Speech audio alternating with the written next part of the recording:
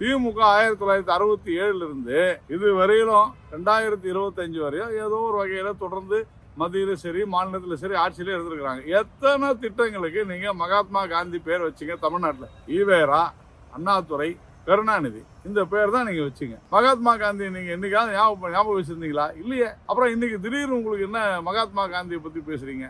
ஈவேரா அவர்களும் அண்ணாதுரை அவர்களும் மகாத்மா காந்தி குறித்து பேசுகிறதெல்லாம் எழுத்துல இருக்குது, திராவிடர் கழகம் போட்ட புக்கில் இருக்குது. புரிஞ்சுங்க. சும்மா தேவையில்லாத ஏதோ மகாத்மா காந்தி விஷயம் என்ன? 2005 கொண்டு வரப்பட்ட இந்த ஊரக வேலை வாய்ப்பு திட்டம், தேசிய ஊரக வேலை வாய்ப்பு திட்டம் 2009 தான் மகாத்மா காந்தி பேரை வைக்கிறீங்க. அப்ப அந்த 5 வருஷம் நீங்க மகாத்மா காந்தியை மறந்துட்டீங்களா? அப்ப திமுகவும் காங்கிரஸும் 5 வருஷம் தேசிய ஊரக வேலை வாய்ப்பு திட்டத்துல 5 வருஷம் காந்தியை மறந்துட்டீங்கன்னு சொன்னா ஒத்துப்பீங்களா? முதல்ல இந்த திட்டம் பெயர் மாற்றம் இல்லை.